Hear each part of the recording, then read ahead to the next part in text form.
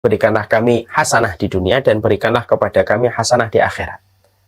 Maka kalau kita bedah arti hasanah itu, sebagaimana merujuk apa yang disampaikan oleh Hasan Al-Basri, sesungguhnya hasanah itu artinya adalah bukan finansial, bukan harta, bukan rumah, bukan mobil yang kita miliki.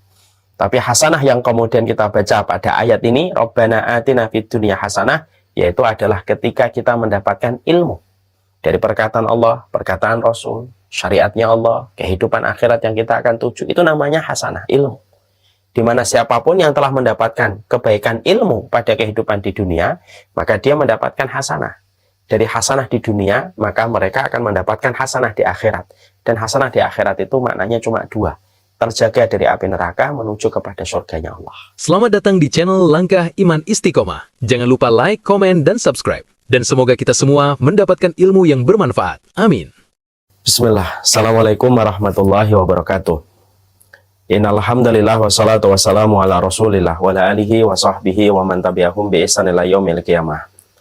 Kepada seluruh para tamu pada teras kehidupan ilmu, yang semoga kita senantiasa diberikan oleh Allah hati yang bersih, hati yang senantiasa bening dari perkara yang kotor dan hati yang bening dari perkara apapun yang menodainya. Siapapun yang telah memiliki hati yang bersih, berarti hati yang bersih itu akan menjadi kualitas dalam hidupnya.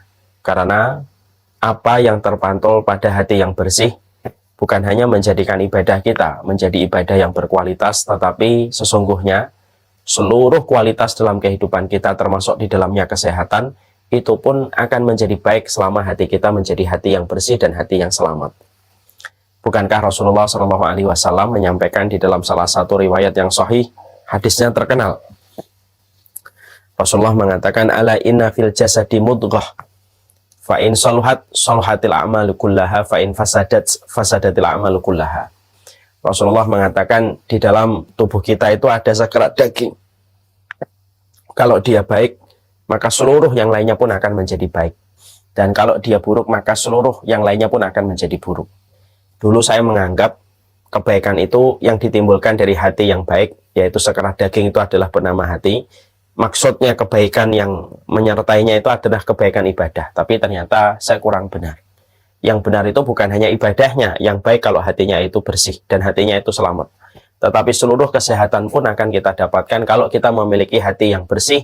Hati yang bersih akan memberikan pemikiran yang positif, dan pemikiran yang positif akan memberikan kualitas dalam kehidupan kita. Seluruh penyakit dalam kehidupan fisik sangat tergantung dari apa yang sering kita pikirkan. Makanya berbagai macam penyakit-penyakit hati berdampak bukan hanya kepada psikologi, tetapi juga berdampak pada penyakit-penyakit fisik. Itulah yang dimaksudkan oleh Nabi. Kalau hatimu baik, maka kesehatanmu akan menjadi baik, ibadahmu pun akan menjadi baik. Tapi kalau hatimu sudah kotor, maka kesehatan pun akan kemudian menurun. Karena hati apabila kotor, pikiran menjadi negatif terhadap segala sesuatu, maka mudah menjadikan penyakit itu datang pada teras kehidupan kita. Dan itulah yang dimaksudkan Nabi. Kalau dia buruk, maka seluruhnya pun akan menjadi buruk. Termasuk yang buruk adalah kualitas kesehatan kita. Makanya sebelum kita minta kesehatan kepada Allah, kita meminta kepada Allah supaya kita diberikan hati yang sehat. Kita diberikan jiwa yang bersih. Karena dengan hati dan jiwa yang bersih, kita berusaha untuk menyapih berbagai macam dosa-dosa yang sering dilakukan oleh hati. Dendam, prasangka yang buruk, suudzon, ketika tidak ridho dengan keputusan Allah, tidak qanaah, tidak berpikir yang baik pada setiap takdir yang Allah berikan pada kehidupan kita. Kalau kemudian kita tidak berupaya untuk menyapih hati kita dari berbagai macam penyakitnya, maka itulah yang akan menjadikan kualitas kehidupan kita pun akan menjadi berantakan, termasuk kesehatan pun akan menurun. Dan mudahnya badan kita mendapatkan penyakit fisik disebabkan pemicunya dari penyakit pada hati kita ketika hati kita bukan menjadi hati yang salim.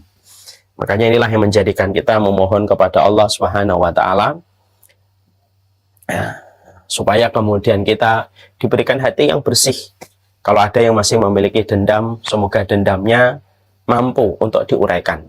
Ketika kita mengetahui memaafkan itu termasuk perkara yang besar, dan orang yang mampu memaafkan karena Allah, maka dia akan dipanggil oleh pintu di surga yang bernama Afin. Afin itu pintu bagi orang yang dulunya ketika di dunia dia didolimi kemudian dia memaafkan. Bagi yang memiliki suudzon, saatnya tidak lagi menuruti prasangka. Berikan prasangka yang baik. Ikutlah merasakan bahagia dengan kebahagiaan yang dirasakan orang lain. Dan berikanlah prasangka yang terbaik dari apa yang kita peroleh dari saudara kita.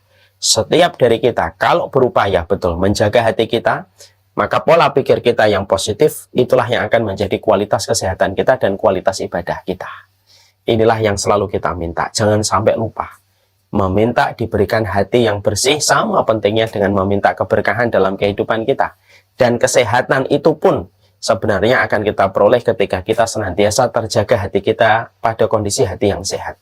Itulah yang menjadikan Rasulullah SAW memberikan contoh kepada kita. Allahumma ati nafsi taqwaha wa zakkiha anta khairu man zakkaha anta waliyuha wa maulaha. Ya Allah, berikanlah kepada hati kami kesuciannya dan ketakwaannya. Tidak ada yang menguasai hati kami, tidak ada yang mengendalikan hati kami kecuali Engkau ya Allah, karena Engkau lah pemilik dan Engkau lah yang membolak-balikkan hati kami. Semoga kita semuanya yang hadir pada kesempatan teras ilmu pada kesempatan hari ini, termasuk orang yang tidak pernah bosan meminta hati yang bersih, hati yang tidak pernah sombong, hati yang tidak pernah berprasangka yang buruk, hati yang tidak pernah mencoba menyindir kelakuan dosa orang lain kecuali dia menginginkan kebaikan. Hati yang senantiasa berhusnudzon dengan husnudzon yang baik. Hati yang tidak pernah menaruh dendam.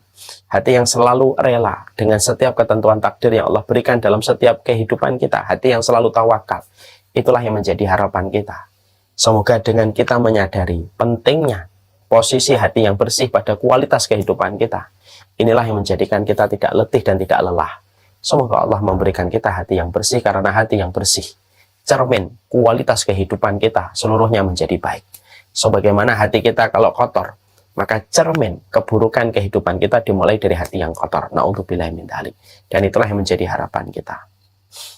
Alhamdulillah, tentunya senang sekali kita pada kesempatan ini kita dipertemukan kembali oleh Allah Subhanahu wa taala. Dan ini merupakan sebuah kenikmatan yang besar, yang senantiasa diwajibkan atas kita untuk bersyukur atas apapun anugerah yang Allah berikan pada kehidupan kita. Makna pada apa yang kita miliki tidak akan hadir kecuali kita memberikan respek dengan kita bersyukur. Kita punya mobil, kita punya rumah. Makna mobil itu tidak akan terasa kecuali ketika kita bersyukur bahwasanya mobil itu Allah berikan kepada kita di mana banyak orang belum memiliki mobil, dan kita dimudahkan untuk berbuat kebaikan dengan mobil itu ketika kita bersyukur. Syukur itu menghadirkan makna dan esensi pada setiap barang yang kita dapatkan. Bukankah banyak orang yang mereka diberikan oleh Allah anugerah banyak fasilitas dari papan, sandang, dan pangan, tapi makna pada setiap apa yang dia peroleh itu hilang. Pertama, karena gampangnya dia mendapatkan itu. Yang kedua, karena dia tidak bersyukur kepada Allah. Makanya sampai makna dan esensi pada apa yang dia peroleh tidak akan pernah dia dapatkan kalau dia tidak bersyukur kepada Allah. Bersyukurlah terhadap baju yang kita kenakan, terhadap AC yang sedang kita rasakan, terhadap gadget yang sedang kita ambil manfaatnya. Karena makna semua perkara dalam kehidupan kita baru hadir esensinya ketika kita mensyukuri bahwasanya itu datang dari Allah dan kita diberikan kemudahan dalam perkara-perkara itu.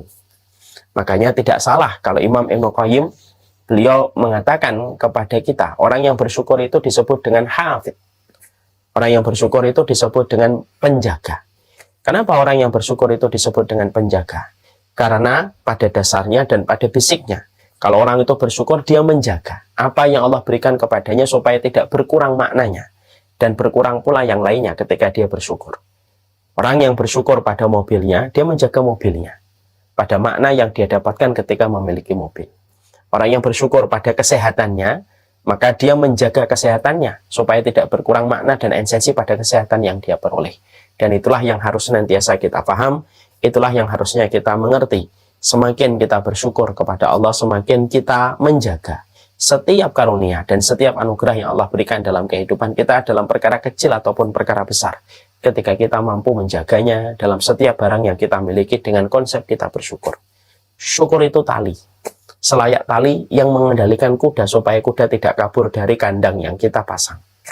Maka syukur itu tali supaya nikmat yang sudah Allah berikan kepada kita tidak pergi kemanapun, kecuali bertahan pada makna yang kita miliki ketika kita menjadikan semua barang-barang itu untuk menambah ketaatan dan kemudahan kita menuju kepada Allah Subhanahu wa taala. Dan inilah yang kemudian menjadikan kita selalu bersyukur kepada Allah setiap waktunya dan setiap saatnya. Ingat, kalau engkau dan saya bersyukur, berarti kita adalah penjaga dari semua anugerah dan karunia yang sudah Allah berikan kepada kita. Kalau kita sudah bersyukur atas apa yang kita miliki, berarti kita telah menambatkan tali pada setiap barang yang kita syukuri. Sebagaimana tali yang tertambat pada kuda, supaya kuda tidak kabur dari tempat yang telah kita tentukan untuknya. Semoga Allah memberikan makna, esensi pada setiap barang yang kita syukuri, supaya kita senantiasa mampu menjadikan barang-barang itu menjadi investasi kebaikan akhirat kita. Amin, insya Allah. Tentunya sebelum saya membahas tentang what you should know about akhirah, tentunya saya mencoba menukil sebentar tentang satu doa yang sangat terkenal, yang sering saya sampaikan dalam banyak kesempatan. Tapi doa ini berkaitan tentang latar belakang kenapa kita membahas tentang what you should know about akhirah. Maka kemudian kita tentunya paham bahwasanya di dalam salah satu ayat pada surat Al-Baqarah Allah menyampaikan, Rabbana atina fid dunya hasanah wa fil akhirati hasanah wa qina adzabannar. Ya Allah, berikanlah kepada kami kebaikan di dunia dan berikanlah kepada kami kebaikan dalam kehidupan di akhirat, wa qina adzabannar, dan jagalah kami dari api neraka. Di sini kita mendapati kata hasanah diulang oleh Allah di dalam ayat ini 2 kali. Ya Allah, berikanlah kami hasanah di dunia dan berikanlah kepada kami hasanah di akhirat. Maka kalau kita bedah arti hasanah itu, sebagaimana merujuk apa yang disampaikan oleh Hasan Al-Basri, sesungguhnya hasanah itu artinya adalah bukan finansial, bukan harta, bukan rumah, bukan mobil yang kita miliki. Tapi hasanah yang kemudian kita baca pada ayat ini, Rabbana atina fid dunya hasanah, yaitu adalah ketika kita mendapatkan ilmu dari perkataan Allah, perkataan Rasul, syariatnya Allah, kehidupan akhirat yang kita akan tuju. Itu namanya hasanah, ilmu. Di mana siapapun yang telah mendapatkan kebaikan ilmu pada kehidupan di dunia, maka dia mendapatkan hasanah. Dari hasanah di dunia, maka mereka akan mendapatkan hasanah di akhirat. Dan hasanah di akhirat itu maknanya cuma 2. Terjaga dari api neraka menuju kepada surganya Allah. Inilah yang menjadikan kita akhirnya kenapa kita harus membahas tentang what you should know about akhirah. Sudah lebih dari 15 kali pertemuan, berarti sudah hampir 1 tahun lebih. Kenapa kita harus membahas what you should know about akhirah pada kehidupan kita selaku kita menjadi penuntut ilmu? Maka jawabannya sederhana, karena ini menunjukkan hasanah pada konteks kehidupan kita di dunia. Karena hasanah dalam konteks di dunia tidak ditampilkan melalui mobil yang bisa kita beli. Tidak ditampilkan melalui rumah yang megah yang kita sering banggakan di depan tetangga kita dan saudara kita. Bukan itu hasanah. Tapi hasanah yang kita peroleh pada kehidupan di dunia ketika kita paham apa yang akan menjadi salah satu perjalanan akhirat kita, apa yang kita temui, apa yang kita jumpai, apa yang menetapkan jalan kita pada urusan kematian kita, dan apa yang menggelincirkan kita pada kehidupan nanti setelah kematian, itu adalah merupakan bagian dari definisi hasanah yang Allah sampaikan. Siapapun yang berusaha meraih hasanah, ketika dia mengkaji ilmunya, sampai dia tahu apa perkara yang bisa menyelamatkan dia pada trek jalan kebenaran setelah kematian, dan dia betul-betul memperoleh itu, maka sesungguhnya itulah orang-orang yang sejatinya mereka akan mendapatkan kebaikan dalam urusan akhirat. Dan itulah yang menjadikan kita. Kenapa kita mempelajari what you should know about akhirah, Ustaz? Karena kita ingin mendapatkan hasanah di dunia. Karena hasanah di dunia akan menjadi sebab indah orang itu akan mendapatkan hasanah dalam kehidupan di akhirat. Nah, itulah yang menjadi latar belakang supaya why-nya kita paham. Kenapa kita belajar what you should know about akhirah bersama dengan seluruh para santri dan para santriwati. Karena ini merupakan bagian dari kehidupan hasanah. Pada konteks doa yang sering kita panjatkan kepada Allah, Rabbana atina fid dunya hasanah wa fil akhirati hasanah wa qina adzabannar. Kemarin kita telah membahas di dalam pertemuan kita yang terakhir adalah pembahasan kita tentang masalah sirat. 2 kali pertemuan. Bagaimana sirat itu merupakan salah satu di antara episode paling menegangkan dalam kehidupan di akhirat itu adalah ketika manusia berada di atas sirat. Setidaknya ada 4 fenomena, ada 4 fakta yang terjadi ketika manusia di atas sirat. Selain bahwasanya sirat itu merupakan episode yang paling menegangkan, episode yang paling menakutkan, episode yang paling mendebarkan.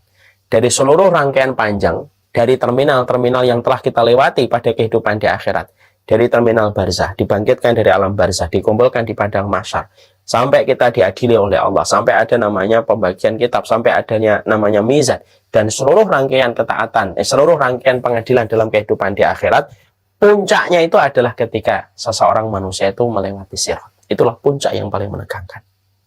Makanya sampai para ulama menerangkan setidaknya ada 4 fakta yang terjadi ketika sirat sudah ditampakkan oleh Allah. Dan mulai satu persatu orang itu akan melewati sirat. Yang pertama, yaitu adalah saat itulah orang itu hanya memikirkan sendirinya, diri sendiri. Ketika dia tidak ada kepikiran untuk memikirkan orang lain. Sampai Nabi menegaskan tentang perkara ini. La yadhkuru ahadun ahadan illa fi salasi mawatin. Tidak ada yang ingat siapapun kecuali dirinya sendiri ketika pada 3 perkara.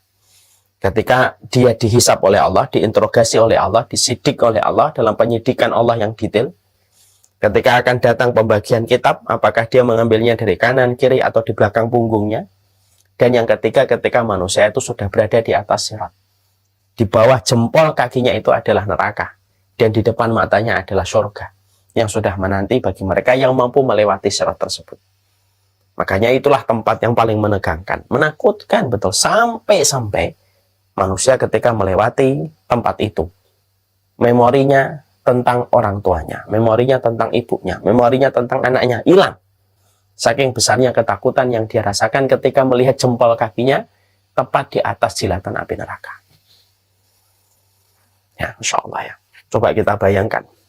Pernah kita melihat kisah nyata orang yang sering naik ke gedung-gedung tinggi lalu memasang tali antara satu gedung dengan gedung, lalu dia berjalan di atas gedung itu tanpa tali penyelamat. Sampai dibuat filmnya orang ini. Maka ketika dia melewati di atas gedung-gedung tingkat tanpa tali penyelamat, hanya berbekal dengan tongkat galah untuk menjaga keseimbangan dia ketika melewati tali itu, maka pasti yang dipikir oleh orang itu, laki-laki itu, ketika dia melewati tali di antara 2 gedung pencakar langit, tidak ada yang dipikirkan kecuali satu. Bagaimana menjaga keseimbangan supaya dia tidak jatuh karena berakibat fatal karena ratusan meter dari permukaan tanah. Itu baru melewati 2 gedung. Lalu dipajang tali yang menghubungkan antara satu gedung dengan gedung. Apalagi ketika melewati sirat. Makanya betul. Sampai kemudian para ulama ketika mereka mendengar hadis Nabi, mereka menyimpulkan. Sesungguhnya ketika orang itu melewati sirat, yang pertama, dia tidak ingat siapapun kecuali dirinya sendiri.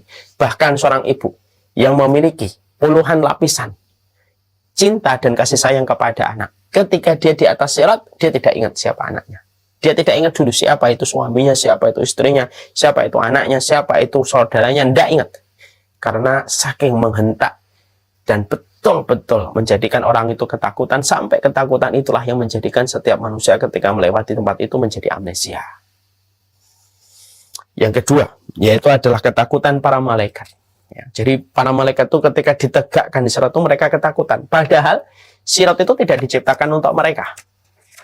Padahal kondisi fisik mereka jauh besar. Karena yang menarik tali-talinya itu salah satunya adalah para malaikat. Kalau malaikat yang tidak memiliki rasa,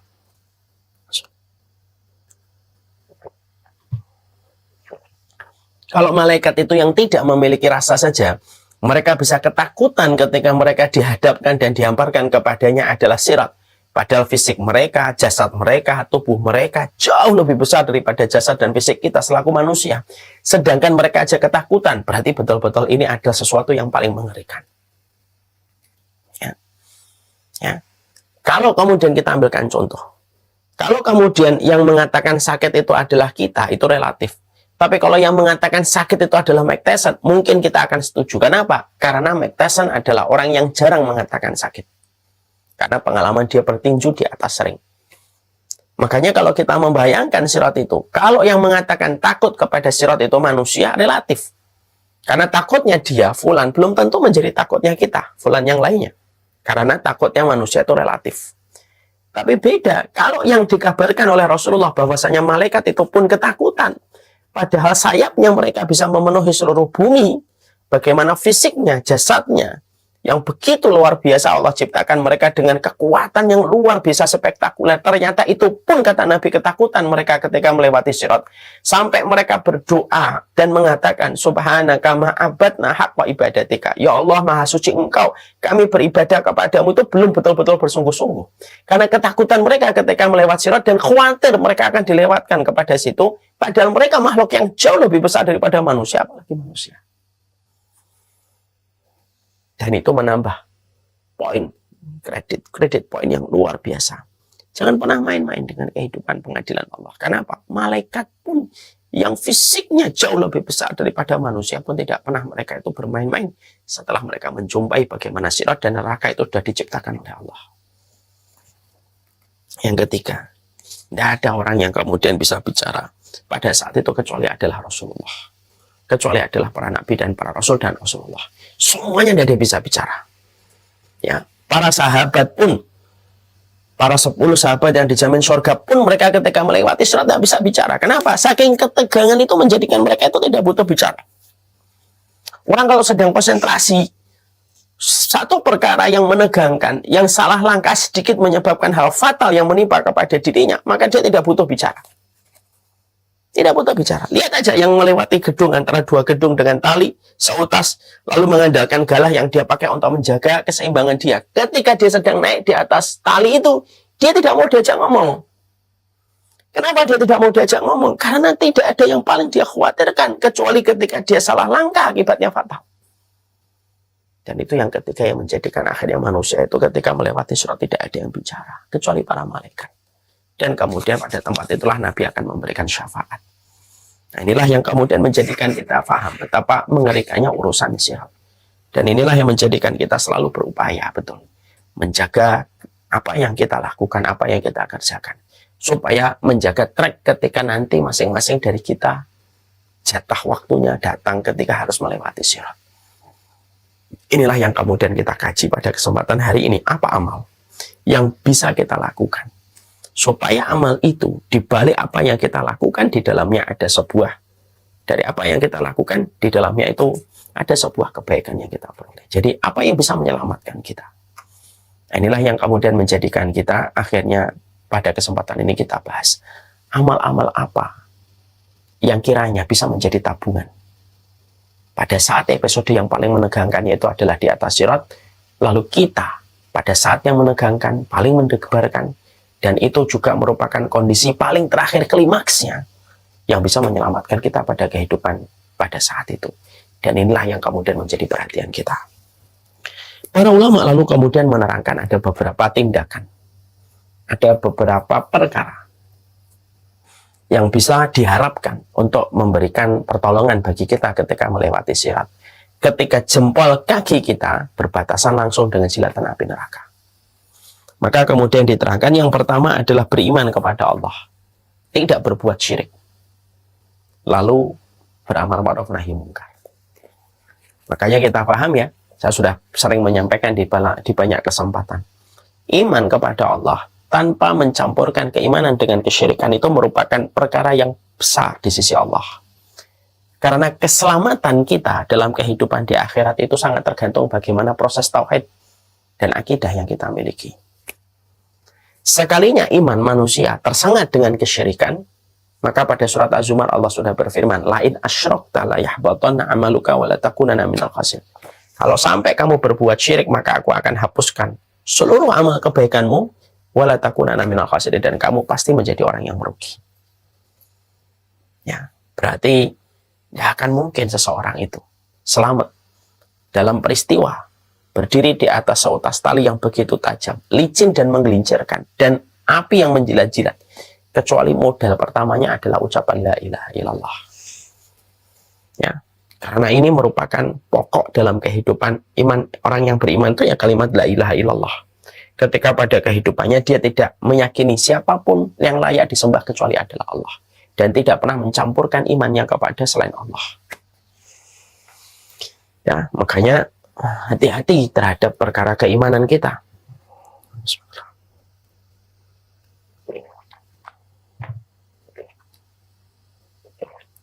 Makanya hati-hati terhadap perkara keimanan kita.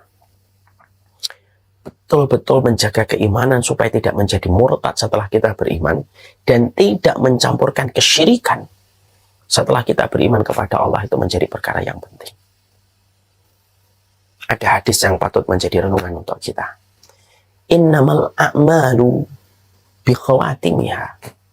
Seluruh amal itu tergantung bagaimana penutupnya. Ini hadis dalam satu riwayat Bukhari Muslim. Hadis ini kalau yang membacanya adalah para pendosa, para pembuat maksiat gitu ya.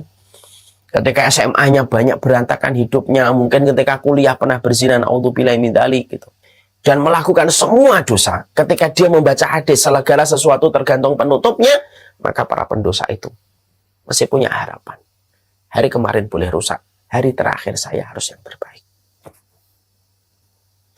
Hadis ini kalau dibaca sama ahlu ta'ah, orang yang taat, orang yang ibadah, orang yang sudah hijrah, maka hadis ini ketika dibaca sama orang yang sudah taat, orang yang beribadah, maka ini pun juga mengundang dan memberi kepada kita sebuah pelajaran.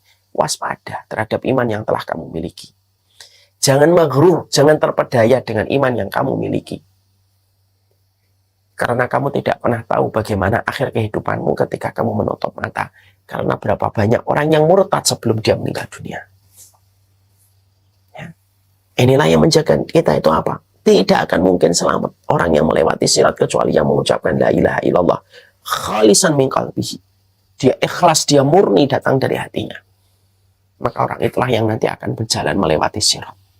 Ketika kebaikannya, imannya itu ditambah dengan sebuah keterangan, kebaikannya lebih banyak daripada keburukannya, maka dia akan sampai pada ujung jalan sirat itu walaupun dia mendapatkan berbagai macam luka akibat ya pecutan dari jilatan api neraka ketika dia berjalan di atas sirat, tetapi akhirnya dia sampai di ujung walaupun mungkin berantakan seluruh fisiknya dengan jilatan api neraka yang mengenai dirinya sampai dia berada pada ujung jalan jembatan sirat itu, yaitu kalimat tauhid. Ya. Makanya kalimat tauhid ini harus dikaji, harus dituntaskan konsekuensinya apa. Karena kalimat tauhid itu melahirkan 3. Ada komitmen, ada konsekuensi, dan ada kewajiban. Tidak bisa kita mengucapkan kalimat tauhid, kemudian kalimat tauhid doang, tetapi kemudian kita tidak memberikan komitmen, tidak memberikan kewajiban, dan tidak siap dengan konsekuensinya. Tidak bisa.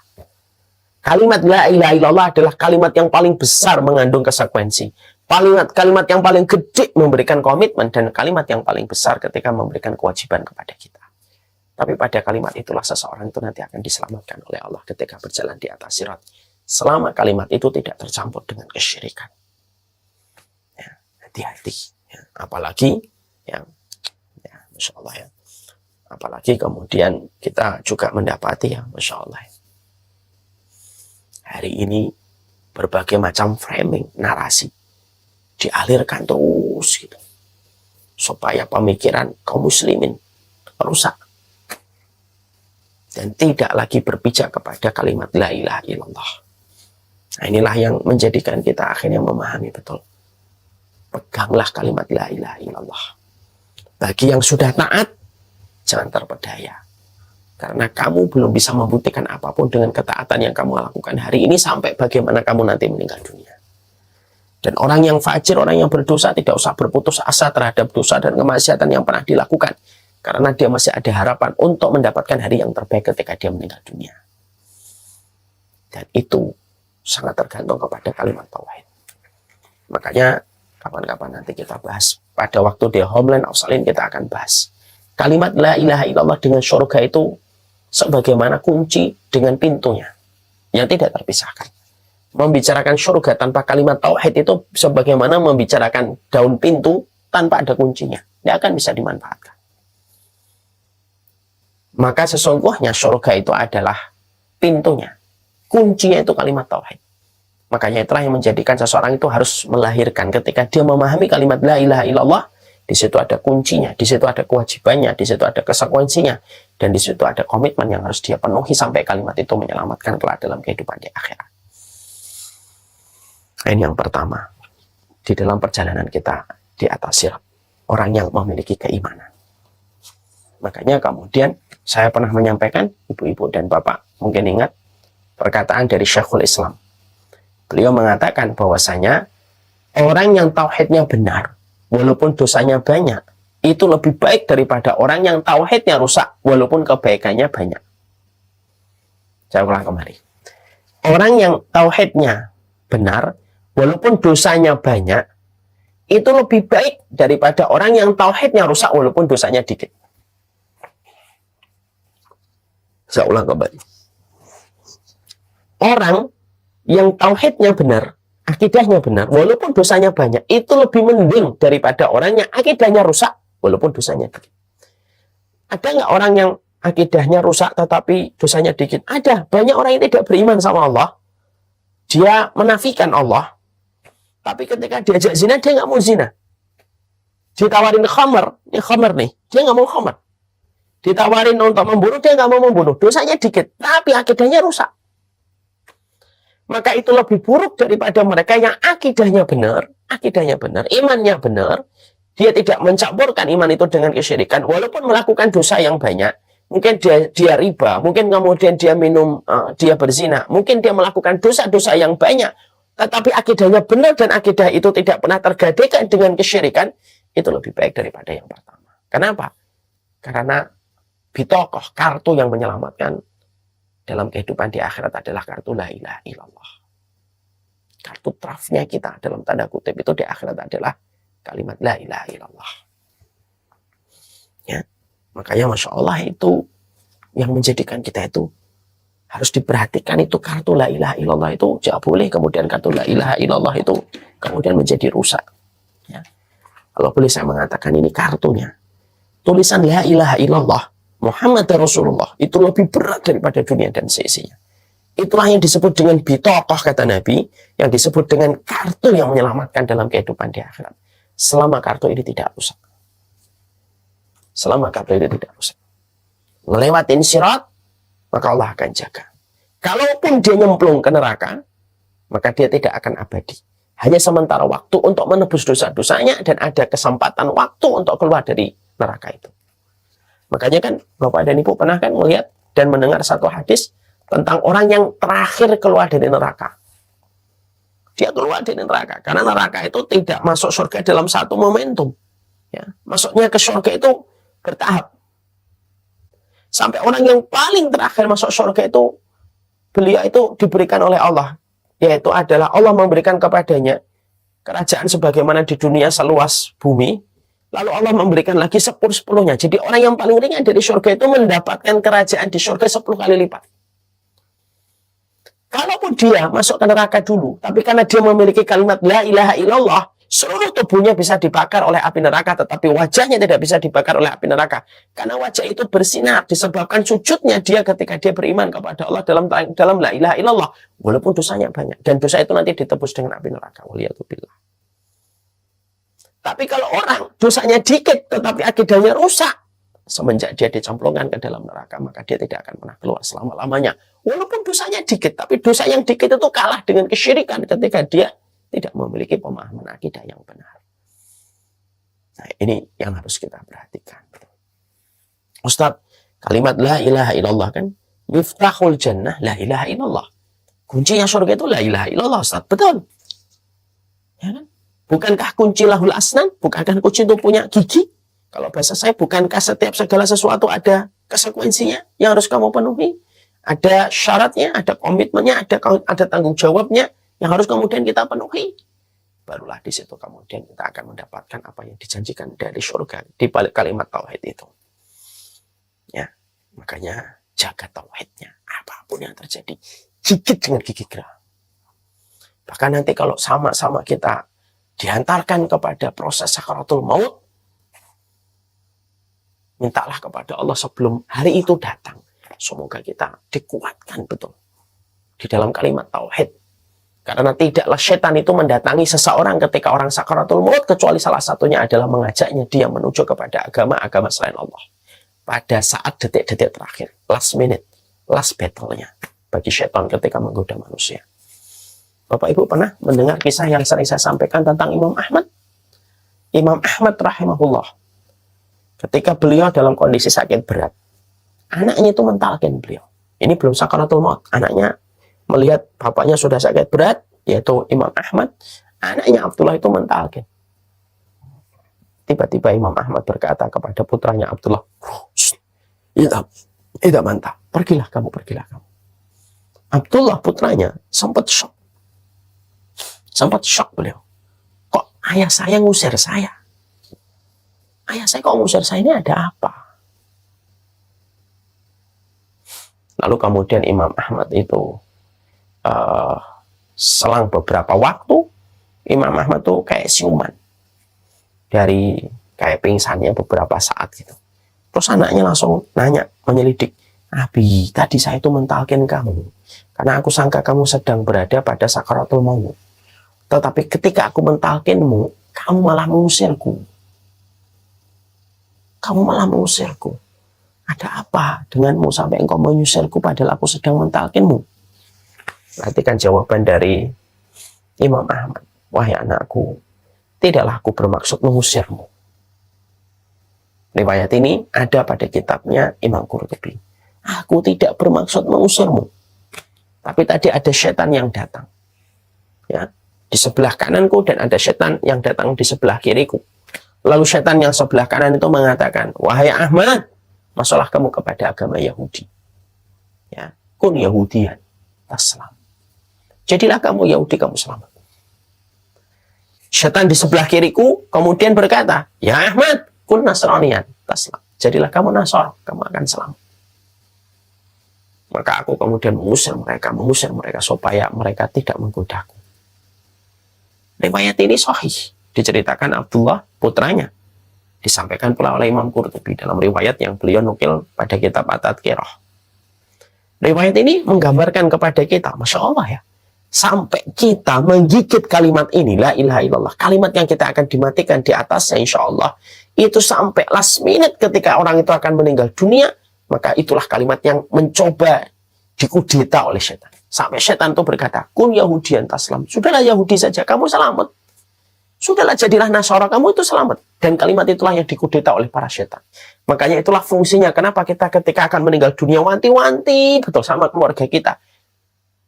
Talkinlah telingaku dengan ucapan la ilaha illallah. Jangan bosan sampai betul-betul engkau pastikan aku meninggal dunia.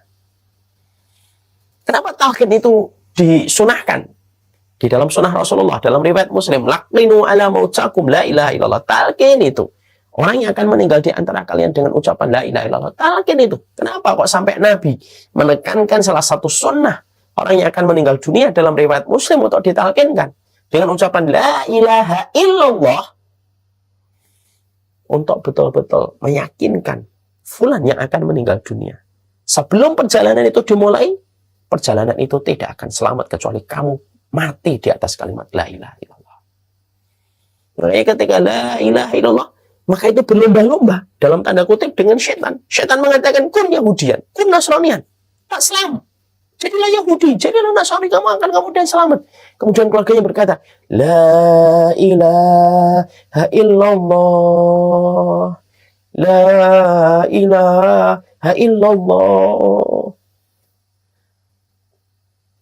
Dan kalimat itu ketika terdengar terakhir kalinya, diucapkan terakhir kalinya, itulah tiket keselamatan. Itulah tiket keselamatan. Karena tidak ada keselamatan dalam setiap terminal yang dilewati manusia, kecuali dimulai dari kalimat ini. Kita tidak diperintahkan oleh Allah untuk sampai pada ujung jalan kebenaran. Tapi kita diperintahkan mati di atas jalan tauhid. La ilaha illallah. Makanya mintalah kepada Allah kekuatan, ya Allah. Wattawaffani muslimin. Wattawaffani musliman wa alhiqni bisalihin. Wafatkan saya, ya Allah, sebagai muslim yang pasrah kepada Engkau. Dan pertemukanlah saya dengan orang-orang soleh yang telah mendahului perjalanan saya. Inilah yang menyebabkan api neraka tidak akan pernah mampu untuk mengabadikan pemilik la ilaha illallah di dalam adabnya mereka. Kalaupun mereka mampu mengadab orang yang mengucapkan la ilaha illallah karena dosa mereka lebih banyak daripada kebaikannya, maka mereka tidak bisa mengadab selama-lamanya. Kenapa? Api neraka sudah diset oleh Allah semenjak penciptaan api neraka itu. Dia tidak akan pernah mengekalkan orang yang mengucapkan la ilaha illallah betul-betul datang dari hatinya, dia tidak akan mampu dikekalkan oleh api neraka di dalam jilatan dan adabnya. Ya, makanya berbagai macam fitnah itu apa? Hanya untuk mencabut kita dari kalimat la ilaha illallah. Perhatikan Dajjal. Dajjal itu saya nggak ngerti kapan. Tapi bukankah kita sudah khawatir ketika kita melihat Jazirah Arab sudah turun salju? Apakah Bapak dan Ibu, para santri dan para santriwati tidak khawatir ketika Baitul Maqdis sudah turun salju? Salah satu tanda nyata bahwasanya dekatnya kita dengan hari-hari akhir, di mana semua tanda yang dulunya begitu jauh dan kita belum pernah membayangkan bagaimana di Jazirah Arab yang gurun pasir turun salju. Sekarang kemudian kita mampu melihat bagaimana nyata turun salju di Jazirah Arab, Palestina, Jazirah Arab, termasuk Palestina kemudian sudah turun salju. Lalu Dajjal sebentar lagi. Dajjal itu tidak mengambil kecuali yang paling berharga dalam kehidupan kita. Dia tidak mengambil mobilku, dia tidak mengambil mobilmu. Dia tidak mengambil rumahku, juga tidak mengambil rumahmu. Kenapa? Uangmu, mobilmu, motormu tidak ada harganya bagi Dajjal. Dia lebih kaya dari apa yang kita miliki. Tapi dia mengambil yang paling berharga. Apa itu? Keimanan la ilaha illallah.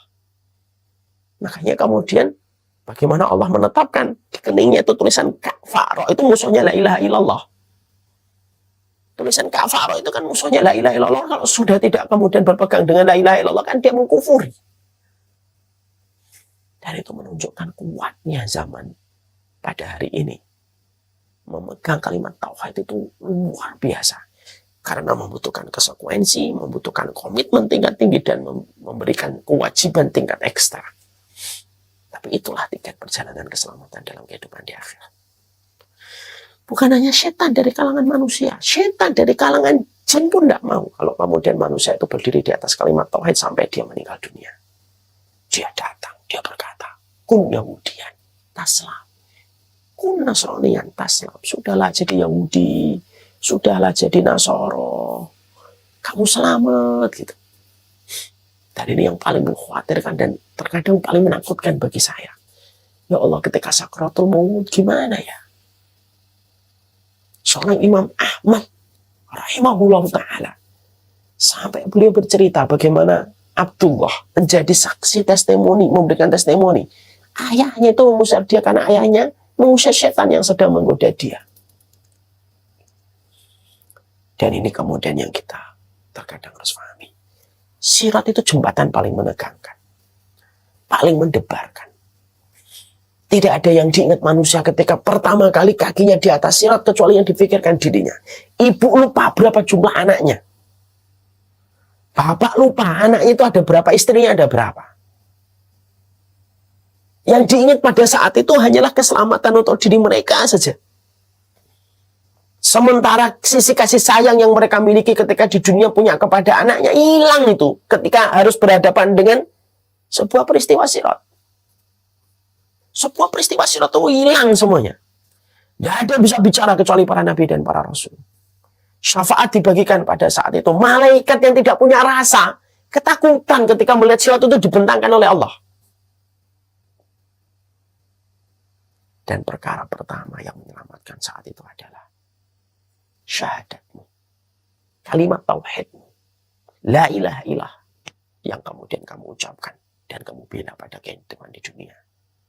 Mungkin seluruh manusia tidak membela, tapi kalimat itu yang akan membelamu di hadapan Allah. Kata siapa bahwasanya kalimat ini tidak perlu dibela? Betul, Allah mampu menyempurnakan agamanya, tapi Allah menyuruh kita untuk membela. Bukan karena Allah butuh bantuan kita, tapi karena Allah mengetahui siapa yang betul-betul mencintai kalimat itu sampai dia membela. Dan siapa yang kemudian mereka tidak pernah memberikan pembelaan ketika dia tidak memiliki komitmen terhadap kalimat itu. La ilaha illallah. Kalimat yang kita diperintahkan untuk memikul kewajibannya sepanjang hidup. Dan kalimat yang kita dipikulkan untuk menjaganya sampai tarikan nafas kita yang terakhir. Kalimat yang kita dimatikan, inginnya dimatikan di atas kalimat itu. Kalimat yang ingin diucapkan oleh setiap manusia ketika mereka itu sudah berada pada gerbang kematian. Mobil, cinta, romantisme, romantisan yang pernah dia lewati, nggak akan ada yang dia ingat dan tidak ingin dia ucapkan. Hanya kalimat la ilaha illallah itulah yang ingin dia ucapkan ketika saat terakhir menghirup nafas. Karena itulah tanda ketenangan dalam setiap terminal pengadilan di akhirat, bahkan ketika berjalan di atas sirat. Hati-hati terhadap kalimat ini. Ini adalah kalimat yang paling banyak meminta kewajiban, karena kalimat ini adalah kalimat yang paling banyak memberikan kenikmatan dalam kehidupan di akhirat. Kalimat ini ada konsekuensinya, ada komitmennya, dan pasti ada kewajibannya. Ya, ini hal pertama. Yang kedua, amalan apa yang bisa menyelamatkan ketika tapak kaki kita sudah berada pada sebuah jembatan yang paling menegangkan, licin, menggelincirkan, gelap gulita, tetapi di bawahnya adalah api neraka yang menyala-nyala. Maka kemudian yang kedua, para ulama mengatakan, sholatlah di belakang imam tanpa terlewatkan dan terluputkan mendapatkan takbiratul ihram kecuali udzur hujan, gerimis, sakit. Selain pada udzur itu, maka dia adalah orang yang senantiasa berupaya ketika sholat berjamaah di masjid, maka mereka itu tidak pernah terlewatkan dari takbiratul ihram. Rasulullah bersabda, man adraka ma'al imam takbiratul ihram arba'ina yauman kutibat lahu bara'atum minan nar wa bara'atum minan nifaq. Siapapun seorang muslim yang dia berdiri di belakang imam dan berdirinya sebelum imam takbiratul ihram, dan dia mendengar takbiratul ihramnya imam 40 hari berturut-turut, 140 hari, 200 waktu sholat, tanpa satu pun terputus kecuali udzur, tanpa terputus. Dia 40 hari, 200 waktu sholat dia kemudian lewati tanpa udzur sama sekali. Maka kemudian kata Rasulullah, kutiba lahu bara'atan. Allah tetapkan, Allah garansikan, Allah jaminkan untuknya bara'atan, yaitu adalah dua yang melepaskan belenggu. Dilepaskan dia dari dua belenggu. Apa dua belenggu yang Allah bebaskan? Bara'atum minan nar. Allah lepaskan dia dari belenggu api neraka. Yang kedua, Allah lepaskan dia belenggu dari kemunafikan. Nah, ini yang mengajarkan kita kedisiplinan dalam kehidupan. Sholat berjamaah itu mulia, tapi kemuliaan itu menjadi sempurna ketika kita mampu setiap kita sholat mengetahui takbiratul ihram di belakang imam selama 40 hari. Tidaklah dia mengangkat tangan Allahu Akbar setelah dia mendengar imamnya mengucapkan takbiratul ihram. Siapapun yang menjaga kedisiplinan 40 hari sholatnya di belakang imam tanpa terlewatkan di dalam mengetahui takbiratul ihram, maka Allah memberikan kepada dia kebebasan. Dibebaskan dia dari api neraka dan dibebaskan dia dari api kemunafikan. Jadi ketika melewati sirat, tenang hatinya. Bukankah kita sudah pernah belajar pada saat sambil asar yang kedua, famjiatul arsh, siapa yang paling banyak berdiri di dunia untuk Allah adalah orang yang paling tenang, paling adem, paling banyak istirahat dalam kehidupan di akhirat. Berdiri itu 2 kali, kata Imam Ibnu Qayyim. Berdiri di dunia, berdiri di akhirat. Kalau kamu lebih memilih berdiri di dunia untuk Allah, kamu akan istirahat dalam kehidupan di akhirat. Tapi ketika kamu tidak banyak berdiri di dunia untuk Allah, kamu akan tersiksa dalam kehidupan di akhirat. Dan itu yang menjadi salah satu hal. Ibu-ibu, lihat suaminya, pernah nggak ngelewatin momentum 40 hari tanpa kelewatan sholat berjamaah, tanpa kelewatan takbiratul ihram? Kalau bisa, minimal sekali seumur hidup. Pak, Bi, Mas, Minimal 1 kali kamu itu 40 hari tidak kelewatan takbiratul ihram. Karena gejolak api neraka yang dahsyat Allah ciptakan ternyata tidak berkutik kepada setiap kaki yang pernah berdiri 40 hari tanpa kelewatan dengan takbiratul ihram seorang imam. Anak-anak kita pun sama. Makanya Masya Allah, jilatan api neraka tidak terasa menakutkan ketika orang-orang itu telah memaksakan diri mereka ketika beribadah kepada Allah selama 40 hari tidak kelewatan takbiratul ihram. Bagi para wanita gimana Ustaz? Sholatlah tepat ketika berkumandang adzan, langsung ambil sholat tanpa harus ke masjid. Langsung setiap habis adzan langsung ambil sholat 40 hari berturut-turut. Maka insya Allah sama kedudukan dan derajatnya dengan laki-laki yang sholat ke masjid 40 hari tanpa kelewatan takbiratul ihram. Itu yang kedua. Yang ketiga, yang keempat, kapan-kapan kita bahas insya Allah dalam pertemuan kita berikutnya. Semoga Allah memberikan kebaikan dan keberkahan. Siapapun yang sedang kurang fit, kurang sehat, diberikan kesehatan oleh Allah.